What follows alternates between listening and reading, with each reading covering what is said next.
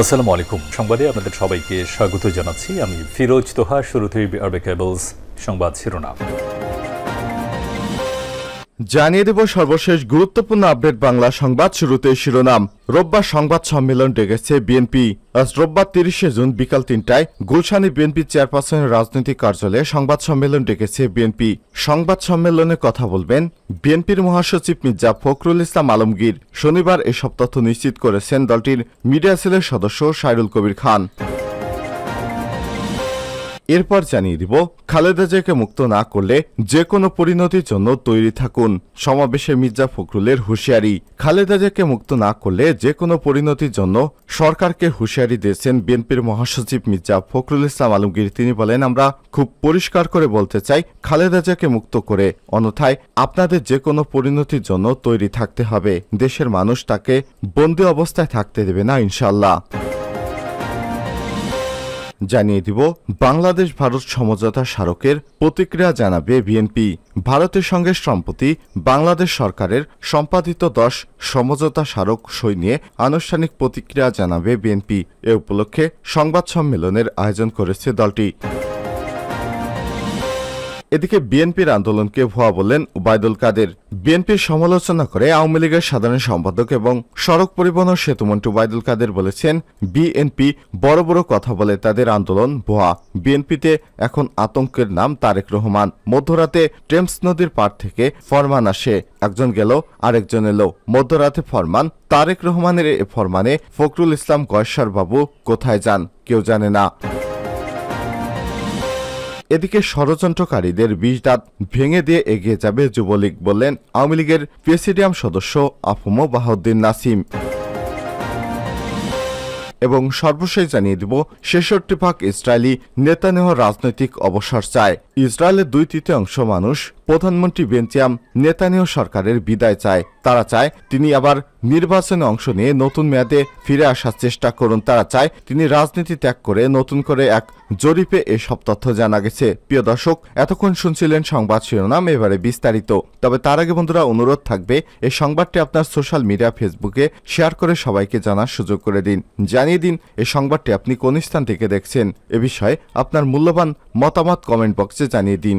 ভিডিওটিতে একটি লাইক দিয়ে বন্ধুরা আমাদের সঙ্গেই থাকুন, যাতে করে আমাদের লেটেস্ট আপডেট সংবাদগুলো সবার আগে আপনার কাছে পৌঁছে যায়। এবারে বিস্তারিত। আজ সংবাদ সম্মেলন ডেকেছে বিএনপি। আজ বিকেল 3টায় গুলশানে বিএনপির চেয়ারপারসনের রাজনৈতিক কার্যালয়ে সংবাদ সম্মেলন ডেকেছে দলটি। সংবাদ সম্মেলনের কথা বলবেন বিএনপির মহাসচিব মির্জা ফখরুল ইসলাম আলমগীর। শনিবার এই তথ্য নিশ্চিত করেছেন দলটির মিডিয়া সেলের সদস্য সাইরুল কবির খান। তিনি জানান, সমসাময়িক রাজনৈতিক প্রেক্ষাপট নিয়ে কথা বলবেন বিএনপির মহাসচিব। সমাবেশে মির্জা ফখরুলের হুঁশিয়ারি, খালেদা জিয়াকে মুক্ত না করলে যে কোনো পরিণতির জন্য তৈরি থাকুন। খালেদা জিয়াকে মুক্ত না করলে যে কোনো পরিণতির জন্য তৈরি থাকতে হবে বলে জানিয়েছেন বিএনপির মহাসচিব মির্জা ফখরুল ইসলাম আলমগীর। তিনি বলেন, আমরা খুব পরিষ্কার করে বলতে চাই, খালেদা জিয়াকে মুক্ত করুন, অন্যথায় আপনাদের যে কোনো পরিণতির জন্য তৈরি থাকতে হবে। দেশের মানুষ তাকে অন্যায়ভাবে বন্দী অবস্থায় থাকতে দেবে না।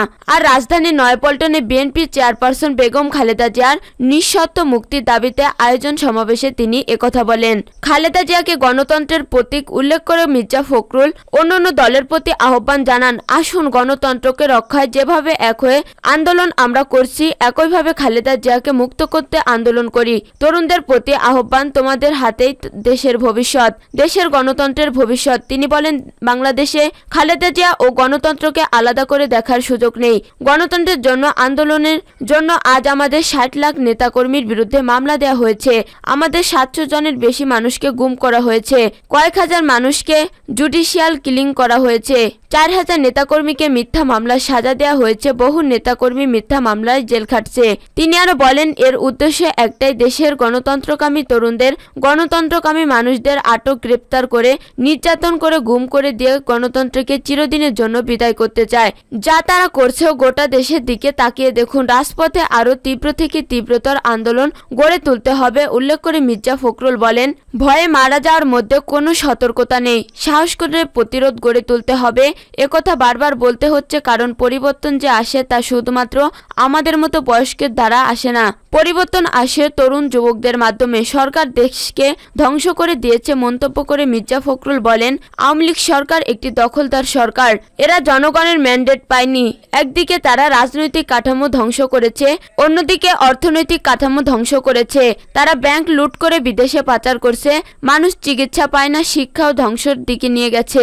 সরকারি কর্মকর্তাদের দুর্নীতি নিয়ে বিএনপির এই নেতা বলেন, কেউ চিন্তাও করতে পারে না সেনাবাহিনীর প্রধান তিনি আজ দুর্নীতির সঙ্গে জড়িত।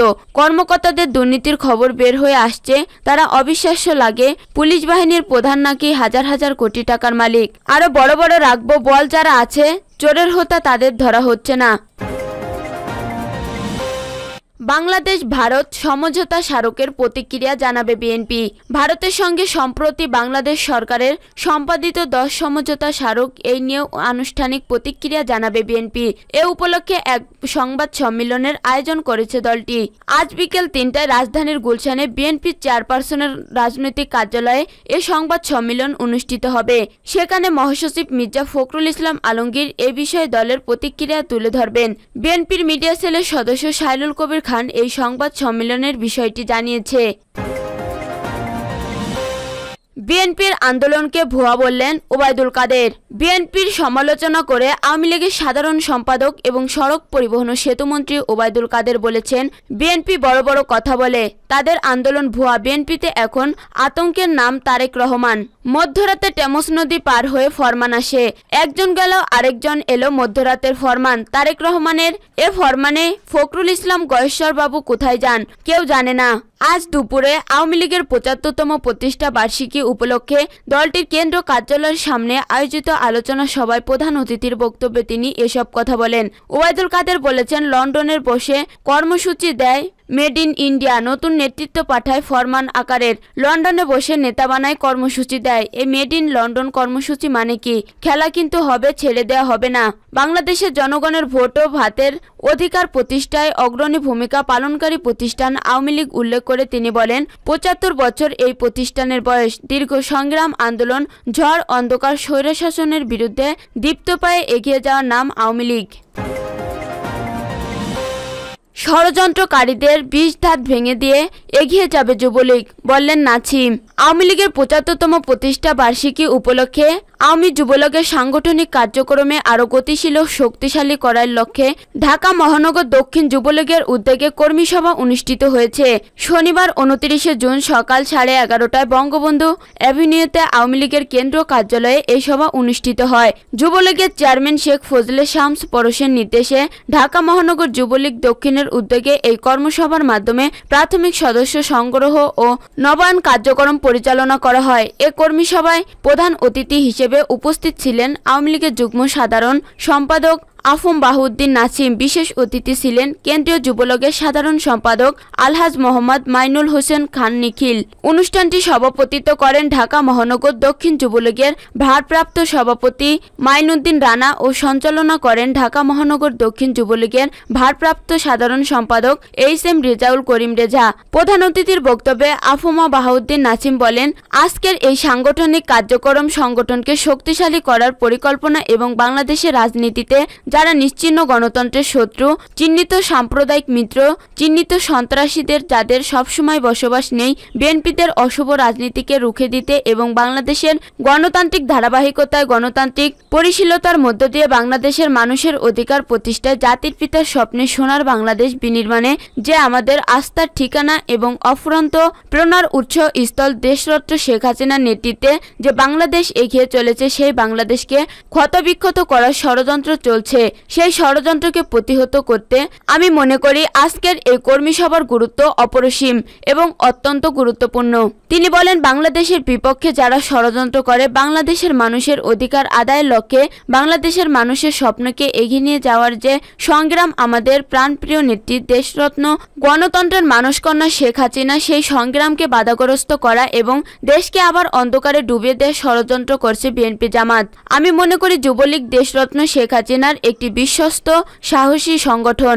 আপনারা লড়াই করে সংগ্রাম করে আপনাদের ঐতিহ্যবাহী সংগঠন যুবলীগের পতাকাকে আপনারা তুলে ধরেছেন।